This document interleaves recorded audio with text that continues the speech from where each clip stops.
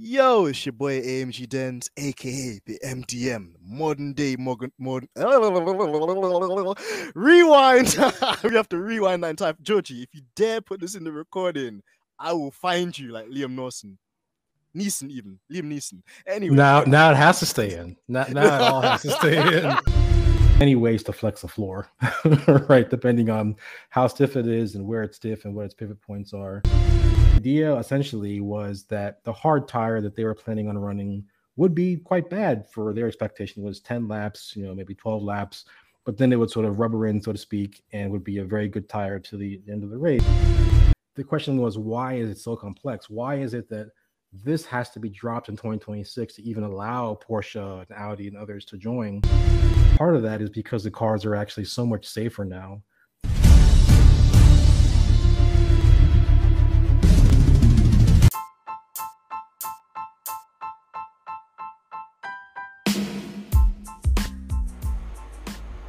yo, it's your boy AMG Dens, aka the MDM, the modern day Morgan Freeman. And we got a second installment of the summer series Shutdown. And I'm here with our resident tech legend, Bryson Sullivan, aka Natural Paradigm. Bryson, how have you been keeping recently? It's been good. It's been good. It's been a little bit busier than I think any of us expected, but we're doing just fine.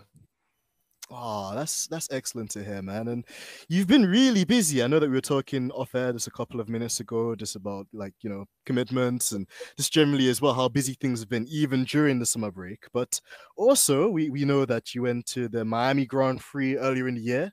And then, like last time you were on, you then announced to us that you're going to the Canadian Grand Prix too. So before we get into our very famous tech talk kind of segment, just wanted to ask you, like, how was the race week experience at Canada, and how would you compare and contrast the experience at Canada in relation to your Miami experience?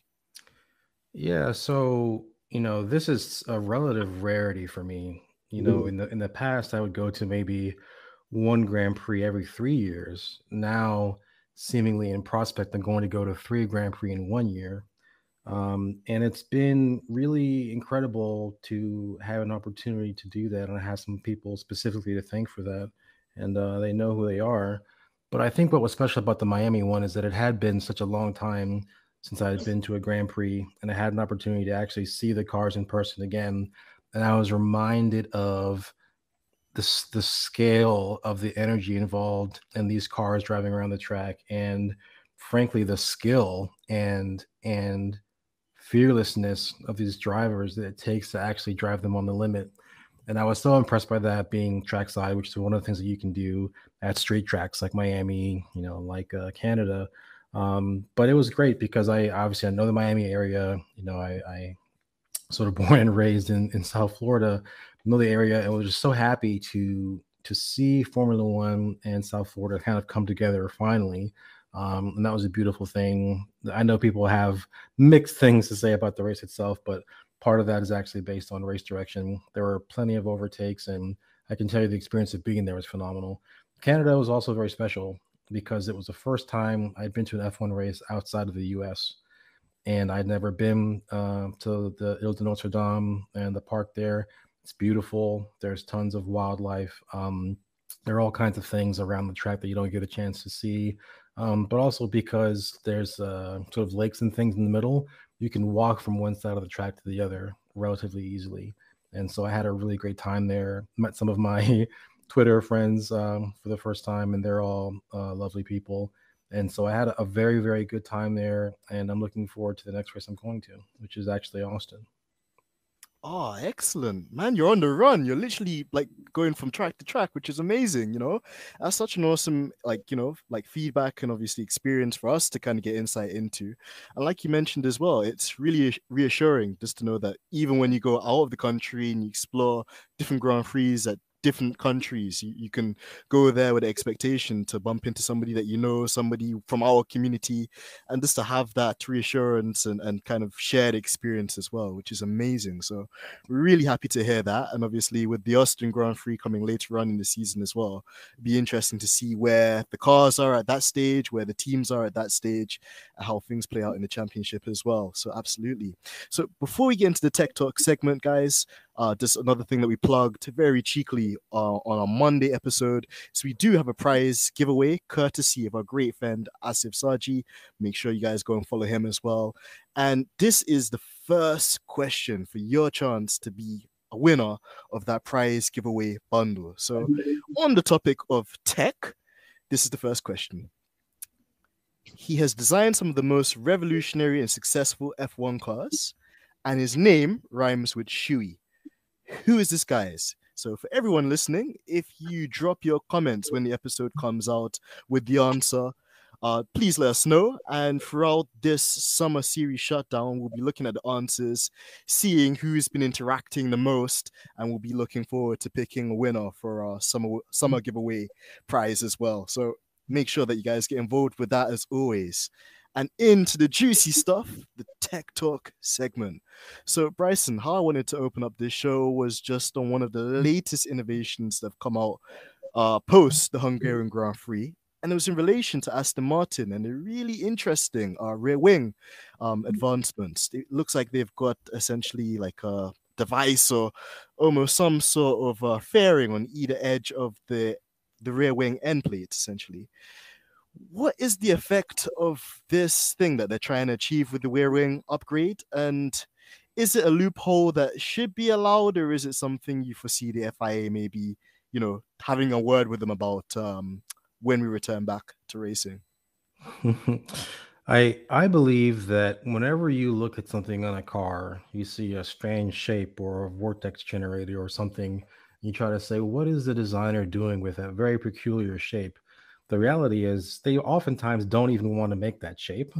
They're making the shape that they're considering the shape that they want to make, and then adapt that into a shape that they're allowed to make given the regulations.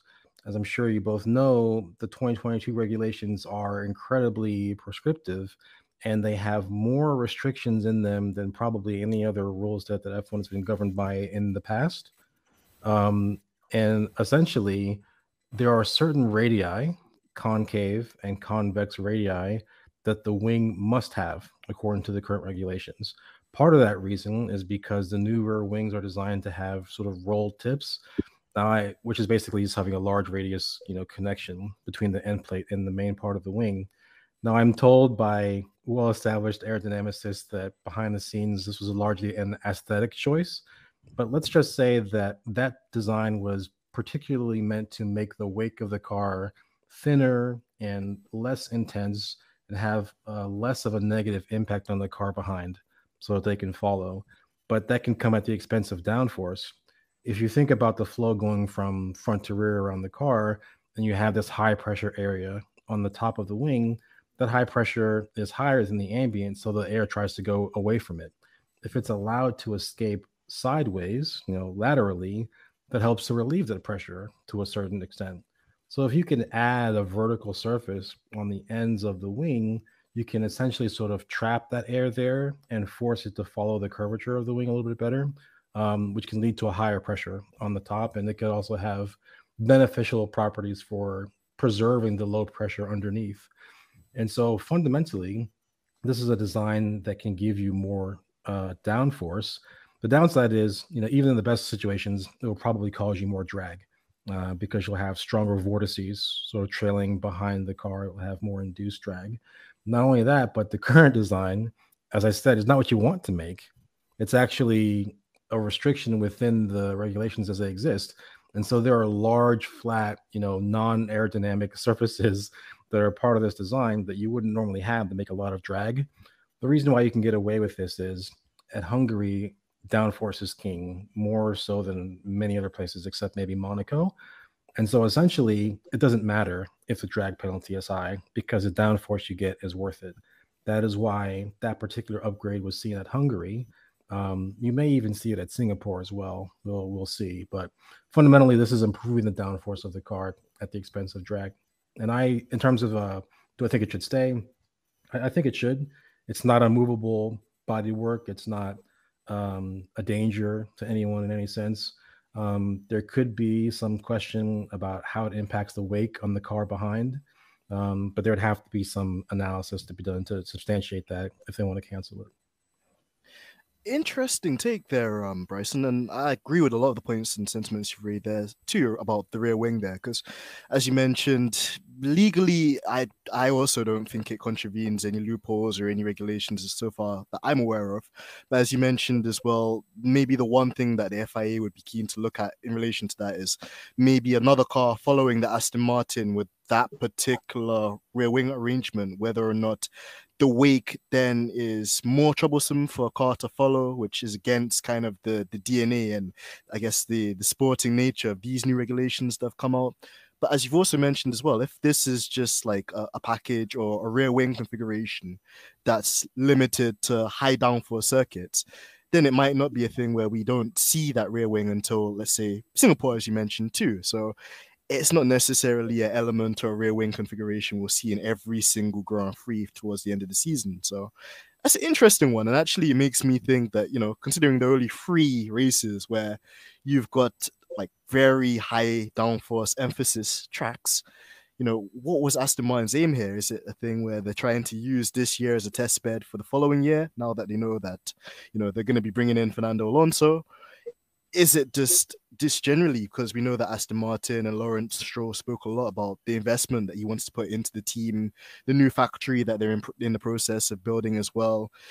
In a lot of the kind of talks we've been having on social media and stuff like that, we mentioned is Aston Martin a place of the future where a driver can maybe secure a championship or have a competitive car for the front runners. And when you see innovations like this, it's like a glimmering hope that maybe that might be, you know, the kind of breakthrough that they look for. So absolutely. And just on the topic of upgrade packages as well, we also saw Haas debut some new, I think it was like a side pod surface area as well. Williams as well introduced a new package in Silverstone that Albon had, and then in subsequent races, Latifi also got the same package too. What's your observation been on those upgrades as well, Bryson? Yeah, these are quite substantial. So even though everyone's fear going into the season was that every car would look the same, they really don't. There was so much variation in side pod philosophy that it's bound to be the case that some teams went in what they considered to be the wrong direction. Aston Martin initially had what I would call the Green Ninja Turtle car, or originally their side pod design that had an extreme undercut that went all the way from the front of the side pod to the very back. And that's an interesting philosophy as a way to route clean air to the diffuser. But in the end, they decided that it really wasn't what they were looking for. Conversely, Williams had an extreme short and small side pod that existed, just to where the radiators are, and then sort of disappeared, into the bodywork and into the floor. And that was their strategy for how they wanted to handle it. Eventually they decided that these just were not things that were viable in going forward. So they looked to other teams for inspiration. I know that Aston Martin is said to have had some version of a downwashing side pod in their wind tunnel since November of last year. But let's be clear, when it came out, in Barcelona, it looked extremely similar to the Red Bull, which is not totally ununderstandable. But essentially, that would be a downwashing side pod design. And again, this is kind of about not even just about peak downforce in terms of, which parts of the car are working hard, but also just how peaky is it in terms of, does it fall off quickly when you're outside of the side window? How sensitive is it to ride heights and all these kinds of things? So it's just a different direction that they're going in. And as far as Haas, Haas is interesting and noteworthy because they haven't been bringing up upgrades, really meaningful upgrades. The only meaningful upgrade that they really brought is the one that they brought to Hungary, and it's massive. It's not just bits of the floor and the side pods and the beam wing and all these other kind of things. I said earlier on in the year, we had learned something about how difficult Ferrari's side pod concept was to replicate because we had seen, essentially 4 different teams take various versions of the Red Bull downwashing concept.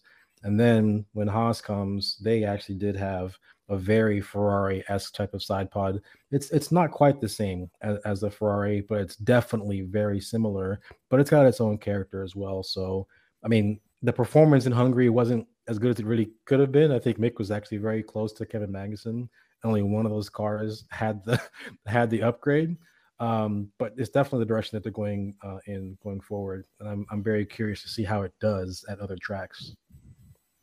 Absolutely, you know, and even on the Haas kind of point there as well, like the evolution of how that package will work at different circuits will be really interesting, as you mentioned. And also, I think what almost puts a cloud over it or doesn't enable us to take a full snapshot of what's going on is Hungary was one of those weekends where we had interchangeable conditions and, you know, lots of kind of like rain and then like, you know, dry spells and then more rain and dry spells. So it'd be interesting to see a race where it's this one static condition or as close to static as possible in terms of like just one particular like weather scenario, and then on top of that as well, just seeing how they go about taking the learning and understandings they've made throughout the year too. Because the thing I like with Haas, as you mentioned as well, there Bryson, is rather than just like spending loads of money trying to bring different parts every single race we can, they've kind of been a bit more stubborn in their approach and said, no, we're going to stick with this concept.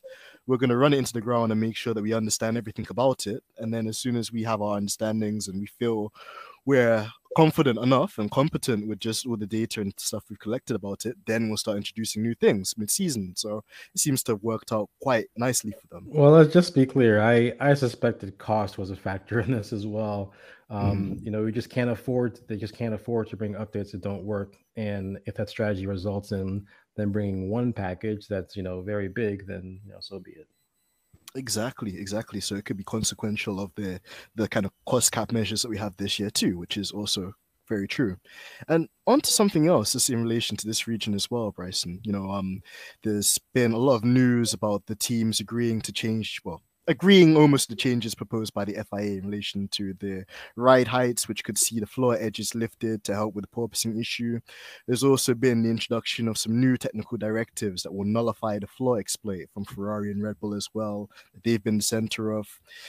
In relation to that particular thing with Red Bull and Ferrari and something that they've done with the floor that might go against the grain of the FIA's intentions, could you elaborate on what it is that they've done, Bryson, to the layperson, like wanting to know more about this?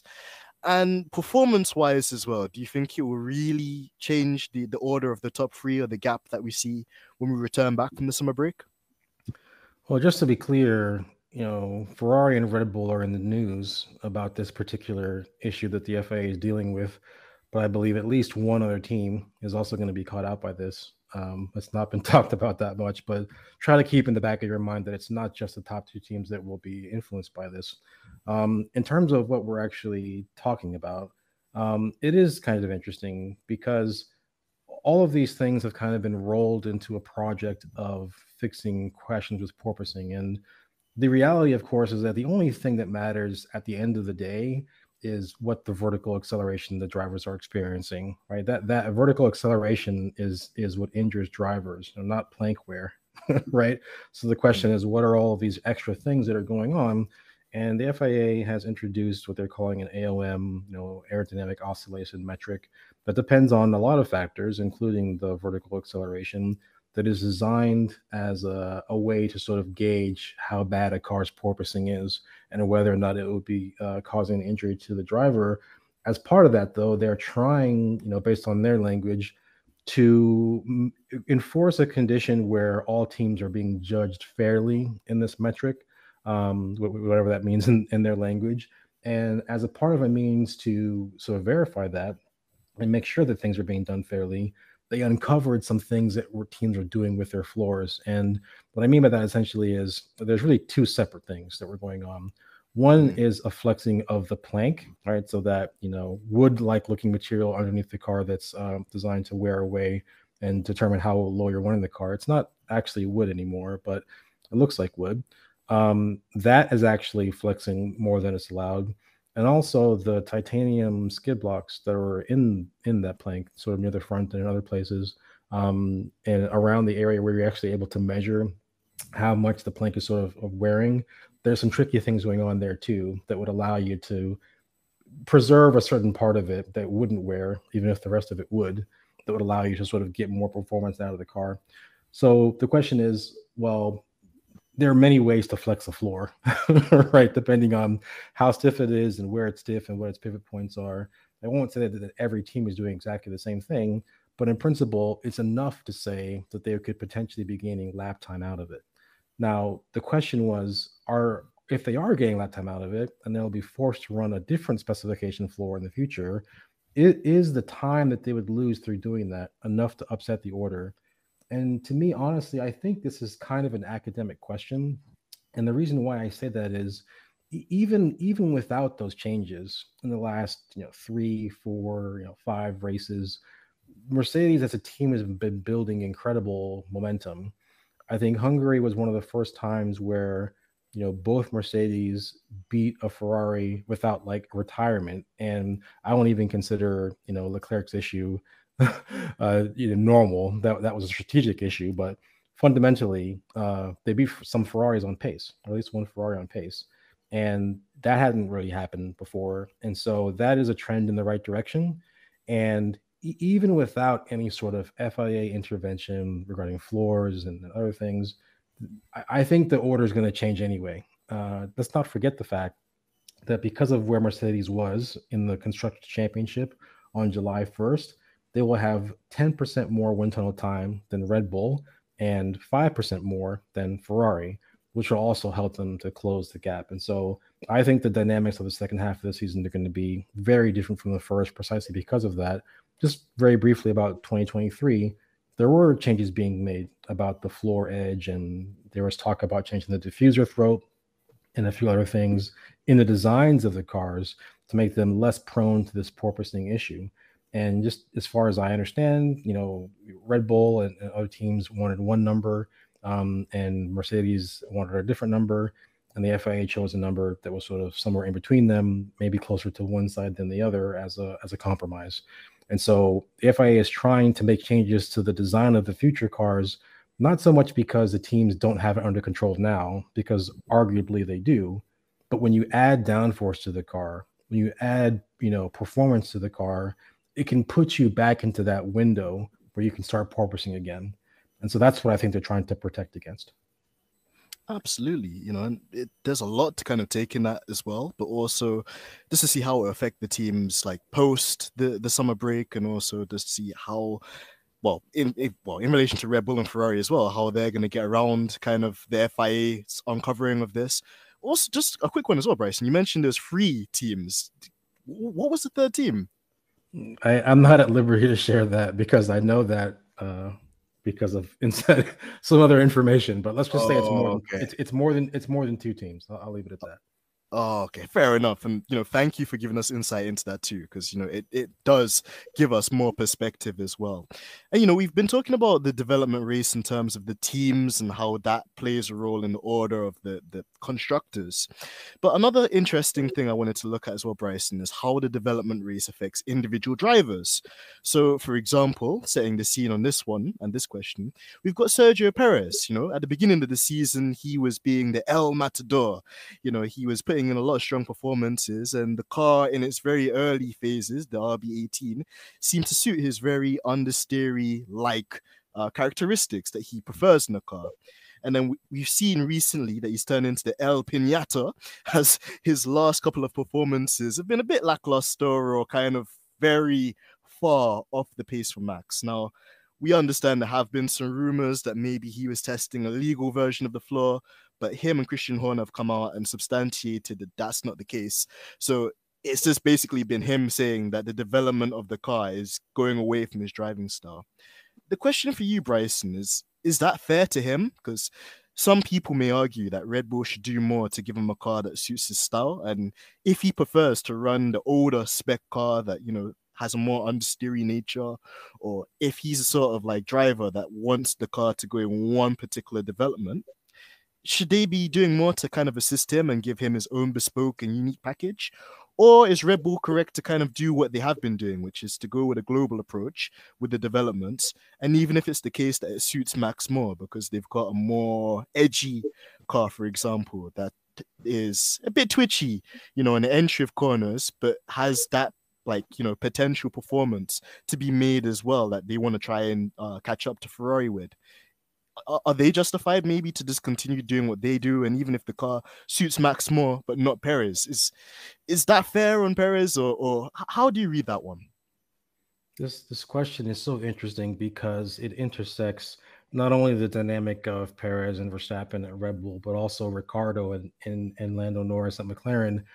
People, when they first come to the sport, can't understand how a car could be difficult for one driver to drive versus another. It's got it's got four wheels and an engine and wings. You're a driver, just drive it. How hard could it be?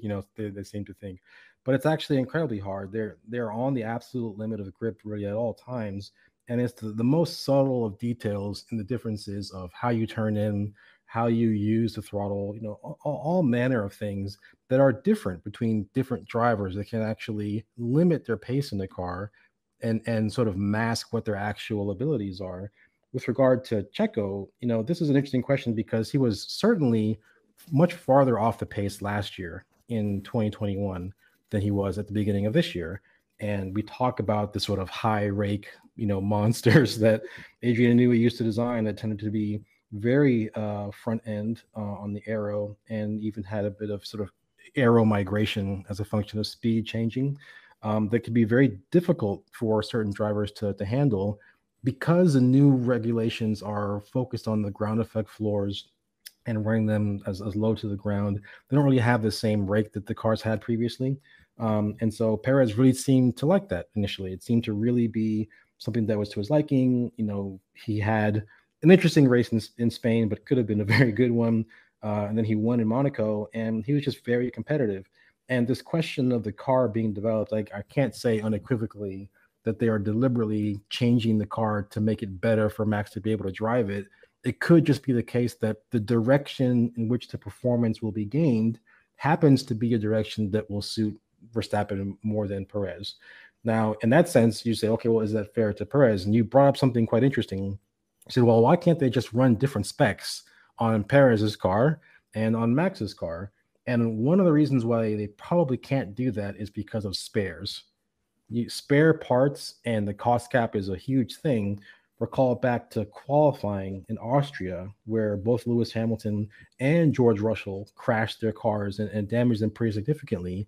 In order to actually get both cars on the grid the next day, they had one spare floor for one of the cars, and then had to sort of Frankenstein's monster together pieces and bits of the two broken floors to make one that would work for the other car in the race. And so that wouldn't even be possible if they had different specifications. And the cost cap is a very significant feature. You may have noticed many of the cars have been showing scars, I'll say, of modifications. If a dive plane was moved down slightly, you can see where it was before. The floors have all kinds of weird notches in them. This is a consequence of modifying existing hardware as opposed to just building new hardware every time you need a change in geometry. So there may not be any option other than to run the same specification on both cars. I don't think that Perez's issues are unsolvable in terms of what the new car balance and handling characteristics might be, but there will be some lag between when he is presented with those changes and when he really gets a handle on them. I think that's a great response, Bryson, and thank you as well, for kind of like exploring that one too in such great detail as well, because it's important. I feel like a lot of us are very quick to say, well, oh, they favor Max. They just want to give Max, the championship winning car because he's the clear number one de facto driver in the team. And as you mentioned, like, there's so many other factors that could come into it.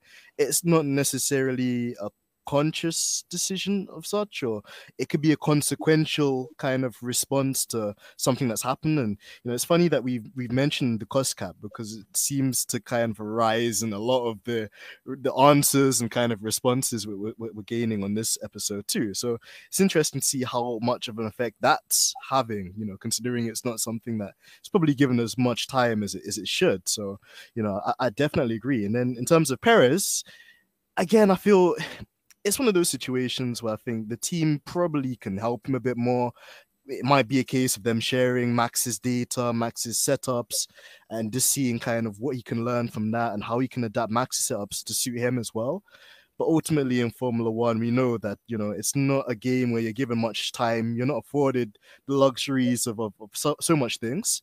And just like you mentioned as well, there's actually like a good kind of paradox between the Perez and Max situation, also with the Daniel Ricciardo and Lando Norris situation, and how like the one thing that Ricciardo's always mentioned with this McLaren is that the brakes have been really tricky for him to get a handle of.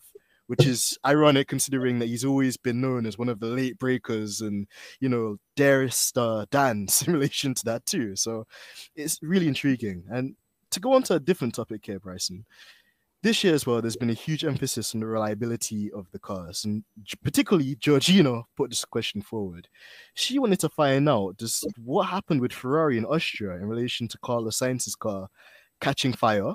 And then, whilst we're on the topic at Ferrari, whilst we've stopped at the Scuderia store for a bit of sauce, what's your honest assessment been of Ferrari and their strategy course this year, and is it possible for them to challenge Red Bull for the title still?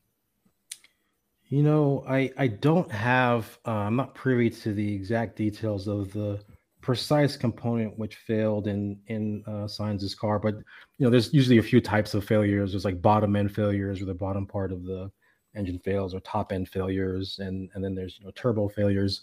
What I do know about his failure was that it wasn't even so much just a combustion, it was like a detonation.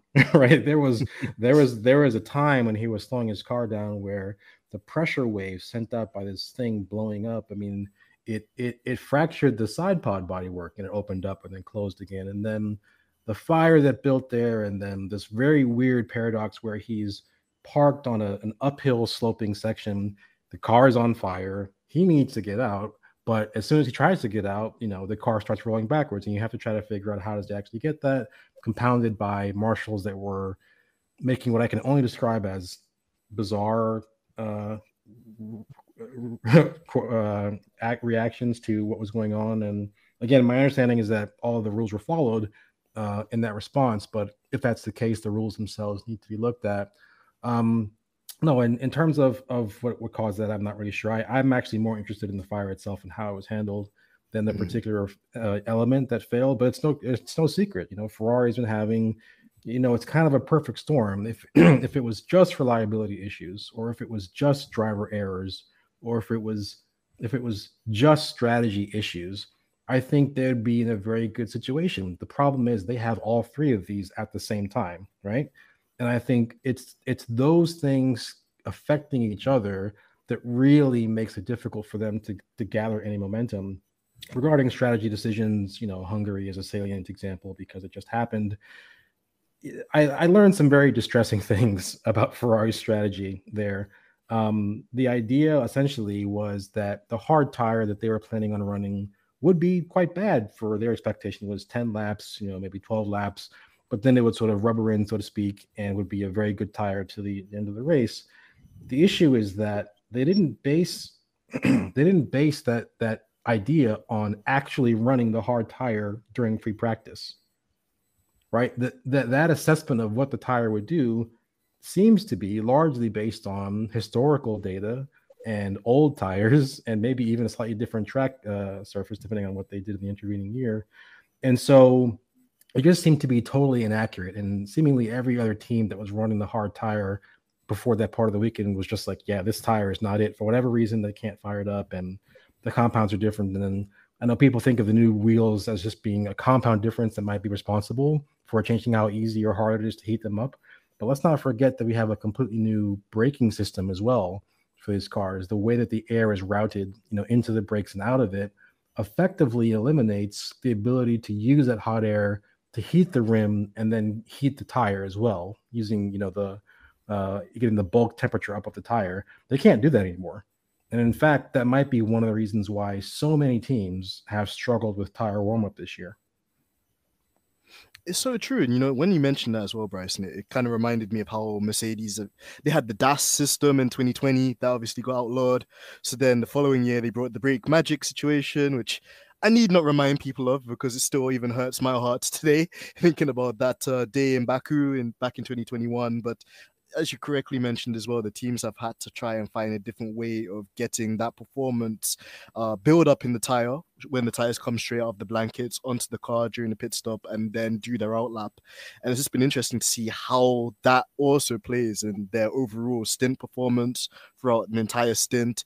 And that's very alarming too. Like a team of Ferrari's caliber, you would almost put your hat on it that they would do the due diligence on the Friday, on the Saturday to take. Yeah, I mean, I try to be a little bit forgiving because it did rain, Mhm. in FP3. So maybe they were planning on running it in FP3 and just didn't get a chance. But seemingly, if that was the case, you need to look at what your competitors are doing and wonder why you're the odd man out. What was going on there. So yeah.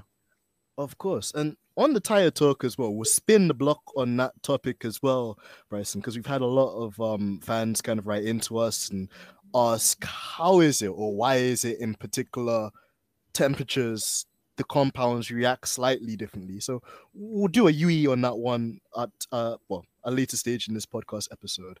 But the next kind of question that we wanted to kind of get your take on as well was very recently a new technical partnership was announced between Porsche and Red Bull. Just what's your thoughts just on that particular engineering agreement coming together, and like subsequently, what does this mean for Honda post 2026? Honda really hasn't left. I know that they are not officially, the supplier of Red Bulls and AlphaTauri's engines in terms of like branding and whatever else, but they design, build, and service the engines that are in those cars. They haven't really left. But Porsche is coming in 2026, and I mean that deal's in the works for like years. It seems like I think it's just kind of being finalized, and the 2026 regulations are making it possible for them to actually get into the sport in a more meaningful way. I think it will be a strong partnership. I expect that given the magnitude of the sale, again, it was like 50% of Red Bull Advanced Technologies or whatever the name of the unit is. I expect there to be some changes behind the scenes as well, in terms of personnel, in terms of operating procedures, all sorts of things. The Red Bull we know today may be a bit different than the Red Bull we see in 2026 forward, but it is doing what it needs to do to secure its longevity in the sport. I'm not sure how long Dietrich Mateschitz is going to be, around and running this team. They've made steps to secure their future, irrespective of random factors, which is good. There is an open question about, is this going to be a new entry? Should this be qualified legally as a new entry, given that Red Bull as a team has been around since forever? What sort of privileges and special things will they be able to get if they were able to get the classification of new entry? It's kind of a strange gray area in terms of the legal matters, but it's something that more qualified people than me are looking at to figure out if it's everything going the way it should. Absolutely, and it's so kind of interesting as well. You mentioned that, Bryson, because it does seem kind of funny how like Red Bull have had this thing with Honda. Obviously, Honda were the ones that said that due to kind of the financial market at the moment and them also wanting to spend more resources towards the road car divisions and trying to make themselves more relevant in relation to the hybrid like development war that's going on at the moment as well. They were going to take a sidestep. And then almost it seems to me anyway, just being really skeptical that they've kind of tried to bring Honda a bit more closer to what they're doing, so they get those dispensations and allowances for the Porsche kind of entry that will be coming in 2026 as well. It is interesting, and as you said there as well, it's probably a legal matter which will be probably looked at with a fine tooth comb as the time goes on as well. And also, it's just interesting just to hear that teams are already thinking 4 years ahead, because when Mercedes were dominating things in 2014 and 15, at the beginning of the hybrid era, people then looked back at 2012 and 2011 and all the years Mercedes had leading up to that kind of big engine regulation change, and just how much resource, how much pre-planning goes into preparing, a future.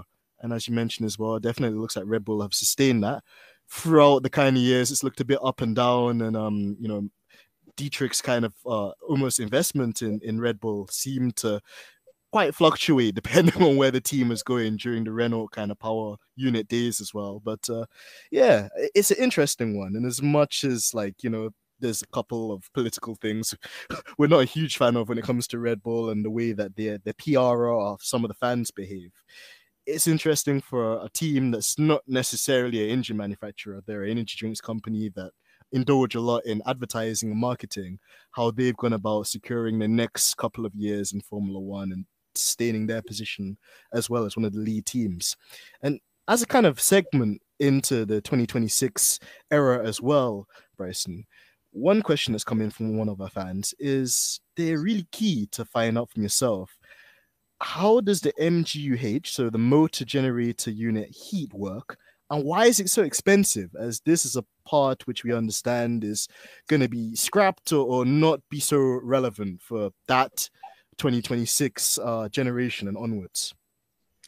Yeah, so there really are two different types of regeneration that these cars have. You have the MGU-K, which is the motor generator unit kinetic, which is essentially harvesting kinetic energy of the car itself under braking, and you turn that into electricity and storing that electrical energy in a battery or piping it somewhere else, depending on the situation. And then the MGU-H, I know that the naming of it seems a little bit confusing. You're like, heat, what? How does it turn heat into something? What's going on? The easiest way to think about this is these cars have turbochargers, right? They're V6 turbo hybrids. The turbocharger is spun up by the exhaust gases of the internal combustion engine, which is all great. You're trying to suck air into the engine. It needs a lot of air. You can force air into the engine by running this turbine, which is powering a compressor to force air into the engine. Great. Well, what happens when you're off throttle, right? And you want the engine to slow down and the turbo is still spinning, right? And it's providing more air than the engine can handle. It would be a good idea to be able to slow it down. And there are a number of ways to do that, in terms of fluid mechanics, in terms of bypassing some of the gas through the turbine to make sure it doesn't get too much energy. But what you could also do is put a generator on that shaft, right? So that instead of the turbine's kinetic energy and the energy of the gases running through it just going to waste, you can put a load on the shaft to slow it down, like literally like grabbing it type of thing. And that energy is used directly to generate electricity in the same way a wind turbine would generate electricity by spinning exactly the same thing. But the beauty of the MGU-H is that you can run it backwards as well.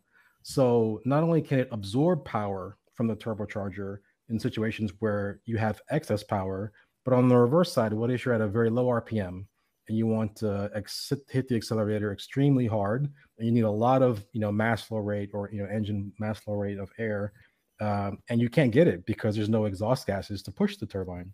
And so what you can do is run that MGU-H in reverse and use it as a motor and physically force the turbine to start spinning when it wouldn't otherwise. It's kind of like an electrically powered supercharger is the way to think about it. It's literally spinning it up itself. And so that's why that particular component is very useful in terms of energy recovery. The question was, why is it so complex? Why is it that this has to be dropped in 2026 to even allow Porsche and Audi and others to join?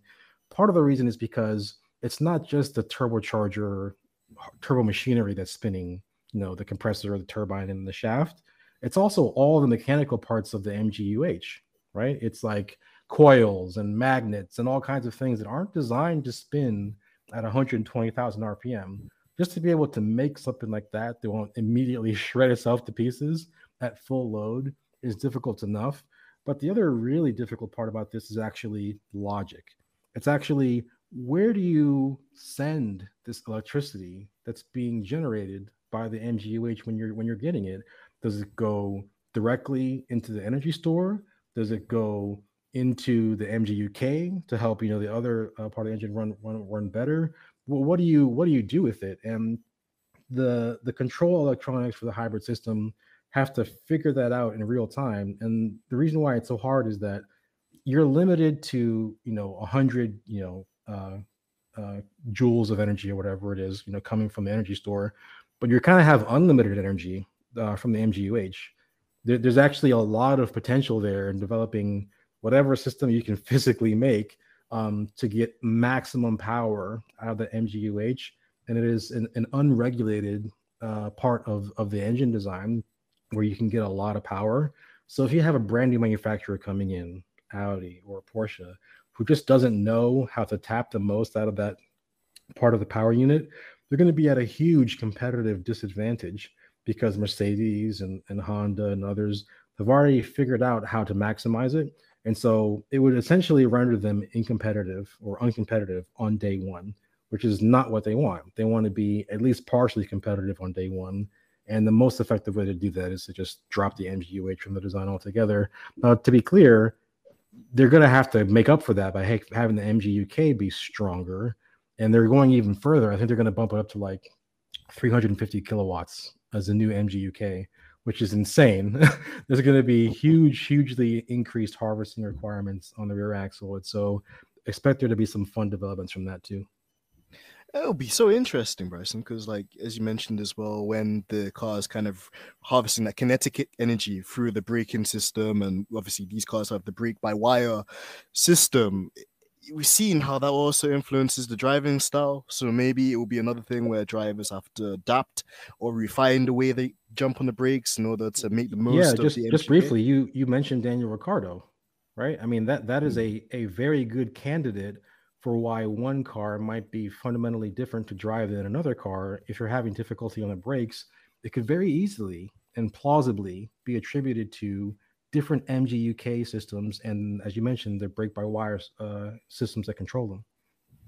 Exactly, and also just from a wider perspective as well, in Formula One, we always talk about the need and the want for more teams. We obviously had Mario on a podcast earlier on in the year as well, talking about an entry. And obviously it's great, when we have personal teams or teams which are like private teams. But also from a manufacturing point of view, if you can get Audi, if you can get Volkswagen, if you can get any of the Japanese manufacturers on board as well, like Nissan, it'd be incredible. Or Toyota, for example. So for them to kind of make this move to simplify or even remove that component of the energy recovery system, I think it's going to promote a lot of diversity in relation to additional teams coming onto the grid, more teams, more racing. So I think that also would be good for the DNA of the sport and the longevity as well, because at the moment it's almost like we have three formulas, Bryson. You've got Formula A at the front, where so far it's been Ferrari and Red Bull. Mercedes seem to try to kind of like peg back the performance and get back into it. There've been times where almost you could say Formula B is just Mercedes on their own, just like solidly like third best team. And through individual brilliance of Lewis Hamilton or George Russell getting points consistently. Then you got Formula C, which tends to be Alpine and McLaren more at the front, and then more at the rear as well. You've seen Alfa Romeo have been slow but steady. Williams as well trying to make steps and leaps forward with the new package they have, and likewise as well with Aston Martin. So to even have additional manufacturers come into it and them not have to pay the piper or pay the price that Honda had to pay when they first came in with McLaren, and it took them like 3-4 years just to kind of get to a respectable level like Renault and Mercedes. Precisely. That's exactly why they have their reservations about it. And it's exactly why they wanted this particular component change in order to come in. Just to be clear, though, it is fine to have new partnerships and management of teams, for other people coming in. But what we really want and need, the real center of the bullseye here is actually more physical teams. It's actually new entries, new drivers, new team principals, new engineers, new mechanics, new all of these things. There is a shortage of spaces for people working in Formula One. And believe it or not, a part of that is because the cars are actually so much safer now than they were before. We're getting to a point now where people are setting record-breaking careers of incredible length because they're very talented and the cars have been safe enough to protect them for a large number of years. That's creating a backlog in the lower formula that I don't think people are appreciating as much as they should.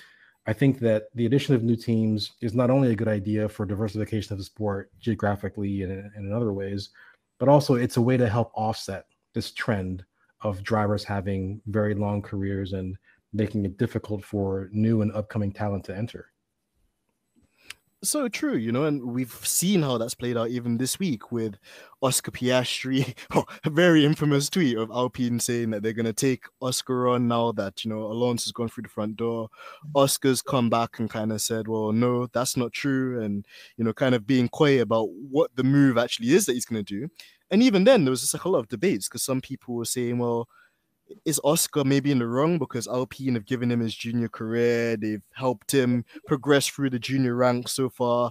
Is it kind of wrong that he's not kind of like stuck with them now when they've needed him the most. But then vice versa, a driver like Oscar Piastri's come through all the ranks. He's won the championships on merit. When he won the F2 championship, he would have been looking to make that natural progression into Formula One. And because of Fernando Alonso, a legacy driver that's been in the sport for a very long time, and probably the most experienced driver on the grid, it's denied, Piastri that opportunity. Whereas if we had more teams and whether they're like private teams or whether they're manufacturers, a driver like Piastri's talent wouldn't be wasted or on a shelf. And then you end up with a situation like what we have with Nick de Vries, which is a very accomplished driver. He's been successful in other series, but time's caught up with him now as a 28-year-old, and he's not as feasible to the other teams as a Piastri would be at his younger age. So absolutely agree with you there as well, Bryson. And actually, I'm going to spin the block on something we spoke about a couple of questions previously, and just on the tire compounds this year too. So we've seen some differences with the way the tire compounds react this year in comparison to last year. Obviously, the very recent example we saw was at Hungary. We saw Ferrari and Alpine really struggle to get that hard tire, as I've now branded it, the tombstone tire, get to its operating window. Bryson, in further detail, could you explain like why it's trickier? I mean, you touched and you kind of partially answered it earlier with the teams not being able to rely maybe on the brakes and other tricks that they do through the wheel rim to generate tire temperature through that method. But also just on like a really miserable European day, I'm sure you probably haven't experienced too many of those, but when it's just gray, there's a lot of moisture in the air, it's just not really that warm. Why does it take a harder compounder tire longer to get within its operating window than, let's say, a soft or a medium, which is what Mercedes excelled at with getting Lewis all the way from P7 to P2? Yeah, I mean, I think the broad physics of this problem are relatively well understood. Let's talk first about the compounds themselves. When we talk about harder compounds or softer compounds, really what we're talking about is kind of a rigidity question, right? How easy is it to sort of bend and deform the tire? The more it can bend and deform and sort of get into the nooks and crannies of the microstructure of the road surface, the more grip you have, right? A softer tire is easier to sort of deform. And that process of deformation creates heat, right? And that heat can increase the temperature of the compound and make it more pliable and make it more easy to bend and provide more grip. And managing that tire temperature as a function of track temperature and sunlight and the driver going around, what pace they're doing and what their fuel load is, it's extraordinarily complicated. And because that window is still seemingly quite small, it's been kind of hard to get on correct in most of the time. That's a general explanation for why softer tires are easier to get into the window and heat up than harder tires. It's also the reason why they wear out faster too, is because of that excess heat buildup. But I do believe that more so than the tire compounds themselves or the construction of the tires, I do believe that my previous answer still stands, which is the really big change that isn't really being talked about enough is not the tires themselves, it's the change in the braking systems and what the teams are allowed to do with the hot air that comes out of the brakes. Previously, we could blow them through the axle or through the wheel, and it would actually, heat the rim up, significantly. And by heating the rim, that would heat the bulk of the tire and give you good temperature. But that created a lot of outwash. Like aerodynamically, we create outwash. It makes the aerodynamic footprint of the car wider than it would otherwise be, which ultimately leads to it being harder to follow by the car behind. The FIA was, imperative about this. They wanted to remove that outwash because of the negative impacts it had on overtaking. But a direct side effect of that is that the way that the heat is being used to warm the tires is fundamentally different. In fact, it's just not really there. Not only that, but on the front axle, the way in which the duct exits, right behind the wheel, it actually, because it's not outwashing, it actually put carbon brake dust in a trajectory that allowed it to actually get in the driver's face, right? This isn't a problem necessarily for every team. Every team is used to driving behind another car and getting brake dust in your face, and that's fine. But in certain situations this year, they're actually getting their own brake ducts, dust in their eyes and having that be a problem and breathing it in, which is not healthy. So there are any number of changes for the season that are impacting, this question that you asked. I think probably one of the most important ones is how the brake ducts are handled now in 2022.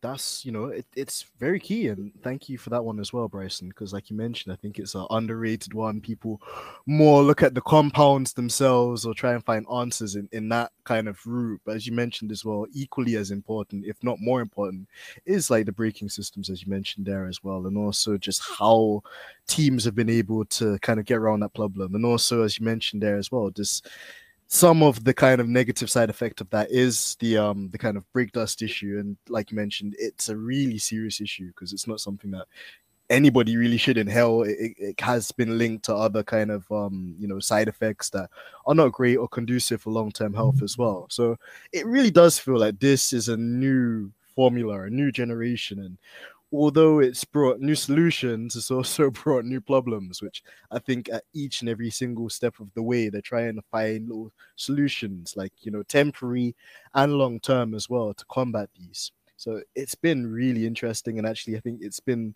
the perfect time to kind of bring you on as well, just so we can review some of these things that we've seen throughout the course of the first half of the season. On that kind of note as well, Bryson, I'm going to lead with the final question of today's segment. The teams now are in shutdown for the summer break, and the question really is, are there any simulations or anything they can cheekily do, within the summer lockdown? We know that maybe there might be a couple of admin people on the social medias engaging people. Obviously, seen the drivers on their own social media platforms, like making videos and releasing content, which is amazing. Because one thing I think we lacked in Formula One for quite a long time, until Lewis was here, was that interaction between driver and fan as well. So it's very nice to see that. But on a technical aspect, is there anything the teams can do during this period? It would be difficult in the way that these things are monitored. They're monitored, pretty strictly. And again, I'm really talking about the work of engineers, right? People doing, CFD work and mechanical things and wind tunnel stuff. That's the stuff that is definitely shut down. I'm sure there's some interns in some places being forced to do something somewhere because they're off the books somehow. I imagine there's a loophole there or something, but fundamentally, no, things are being shut down, and honestly, they should be. We have 22 odd races in the year. People are flying around the world many, many hours, and they're just burnt out. If you want your team to function at its optimum, it just can't be redlined its entire existence. You need some time to take breaks and reassess things, sort of recharge. That doesn't mean you have to stop thinking, though, right? So I'm certain that the engineers are at bars or something having aero conversations because they're all nerds and I'm one of them. But I'm sure they're thinking of aero concepts and reading the regulations and trying to just figure out ways to navigate around them. Perhaps they're thinking of how they would do their own version of an Aston Martin rear wing.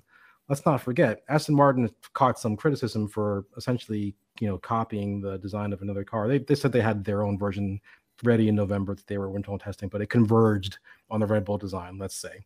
But they were very creative from the very beginning of the season in terms of that bib vane, that vortex generating vane at the front of the floor that's like right at the front of the keel that produces some local downforce, definitely, but some very useful vortices that go downstream into the Venturi tunnels. What's interesting is that that guide vane, that bib vane, can only be possible by a very cheeky and creative interpretation of, concave radii, basically, in the regulations. They discovered that and found it to be very beneficial. Then Ferrari copied it within about a week, and Red Bull copied it. Alpine and Mercedes all copied it, and then they removed it at some point. They moved on to something else. So there's creativity there, and I'm sure that the engineers are thinking right now how they can look at what Aston Martin did with their rear wing and say, okay, all right, I see what you're doing there, and I see why it's legal. I can do it even better. Let me try my own version of this, and then other people will see that, and then the process just continues. So this is really why I love the Formula One. I don't have a problem with people looking to other cars for inspiration. This isn't like a math test. I'm not trying to test whether or not you understand a concept. You're trying to build a race car, So Sure. this process of cross pollination can make all the cars faster and oftentimes give us more of a show. Exactly, exactly. And on the topic of the aerodynamic side, you mentioned that innovation from Aston Martin in relation to the rear wing. Another thing I wanted to touch on as well, finally, Bryson, is that Mercedes, they're third in the constructors' championship. As part of a regulation, I believe this means that at this point, I think it was in June or July, the cutoff point was one of those 2 months. It July means 1st. there we go. Because of them being third in the constructors, it essentially means that now they'll get some additional wind tunnel time allowance in the wind tunnel, obviously. How do you think that will affect them going forward into this second half of the season and the upcoming season? Is it a thing where you think they'll use the additional time maybe to correlate the discrepancies they had between the performance they see in the wind tunnel with what they see real life on the track? Or just on the topic of what we were discussing as well, if the Aston Martin kind of concept has legs to it, could you see them maybe using that time to see if they could make their own version of that rear wing as well? Yeah, this change is part of the sliding scale and the cost cap. And to be clear, it's not just wind tunnel time. It's like all the things that the cost cap normally covers, but it's also, CFD time. And the money that they get from that can not only be used for doing wind tunnel runs and doing CFD evaluations, but maybe even, if you crashed a car in an FP3 and you need a new part, maybe you can afford to actually manufacture another, a spare, or maybe you can afford to bring more updates to the races towards the end of the season than your rivals can, not because they don't have the know-how to do it, but because they don't have the money, right? So the entire premise of the cost cap, which is actually the brainchild of Otmar Safnauer, believe it or not, but the entire premise of that is to have an indirect influence on the performance of the cars and have a success ballast that's not really a ballast. You don't want to like physically put weight in the fastest car to make it slower, to make the competition easier. Have that influence be indirect, sort of 1 or 2 levels removed from that, where what you're effectively doing is requiring the teams to design more with less. And that's a way that seems to be good. But yeah, the cost cap was reset on July 1st. Mercedes was third in the Constructors' Championship at that moment, which means they will receive 5% more wind tunnel and safety time and everything than Ferrari, who was in second, and 10% more than Red Bull. So given what they've accomplished this season, how much progress they've made from the first race to just looking in phenomenal form in Hungary, given what they've accomplished is what they have, getting more is a very interesting proposition, especially for the second half of this season and indeed next season as well. Absolutely. And just again, like it's so interesting to see how all of these new regulations, and that's like the third time we mentioned the cost cap as well, man. It's like the overriding theme of this episode, and how, like you mentioned, indirectly it's had a way on how the teams go about racing, how they go about developing the car.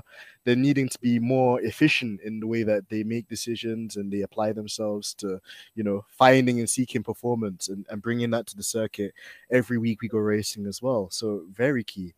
And Bryson, as well, I just want to take the opportunity again to say a huge thank you for your time and your knowledge, because that's the main thing in just anything in life, just generally. If you can like find people that are going to uplift you, people that are going to be able to explain it, and you have such a knack and an amazing ability to break it down for like the normal person, especially me, normal person from North London, to kind of rationalize these like complicated matters in Formula One and kind of the development like scheme, as well as to how these things go about as well. So final question I wanted to ask you, Bryson, is just what are you up to for the summer break? Is there anything your amazing fans like myself, can look forward to in the next coming weeks, throughout the break? And yeah, is there anything else that you've been looking at recently that you're really intrigued that you want to talk about?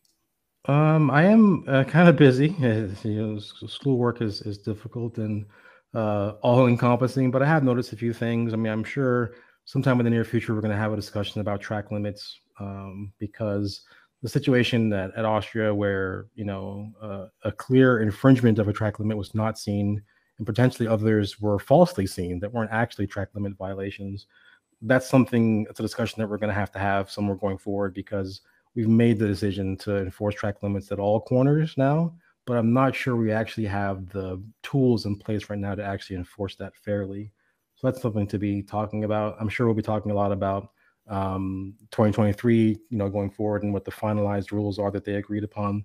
But I guess the most important thing, or the biggest thing, is that I will be participating in a new podcast that's going to be starting. The first episode will be released sometime next week, and it'll be called the Tech Heads F1 podcast, and I'll share the link with you so that you can share it if you like. But essentially, in the same way that we have, I love coming on shows and giving some insight, if I can, into some of the technical matters. It would be nice to have a show that is primarily focused on the technical matters and then sort of incidentally dips into the other things as needed. I think there's an opportunity there for something that doesn't quite exist. And so I'm kind of excited about starting that and seeing where it goes.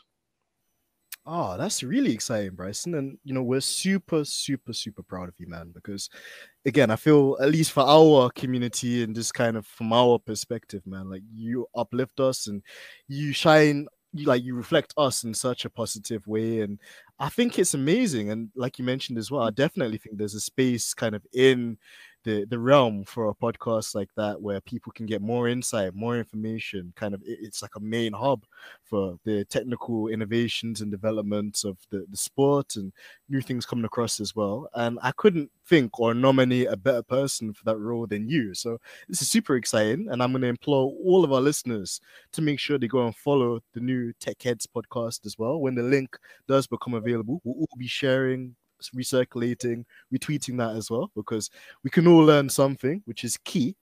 And of course, as well, this is super exciting, Bryson, man. You've had an amazing year. You've been to the Grand Prix. You've obviously helped us out as well with, like developing our knowledge.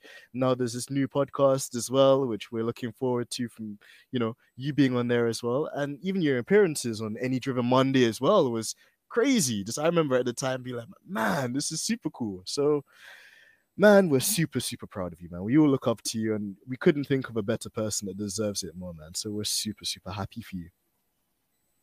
Well, thank you very much. Again, there's no real plan here. I'm kind of riding a wave.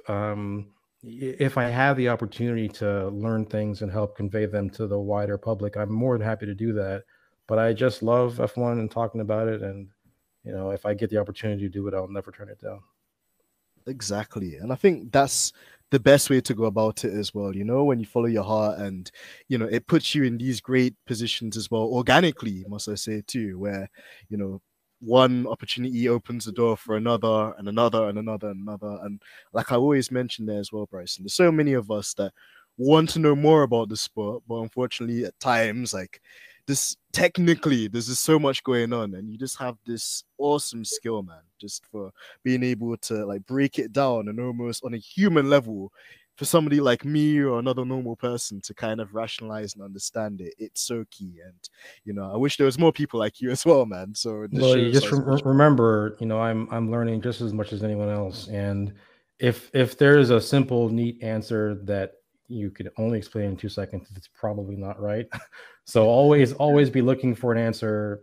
Don't settle for a quick and easy answer.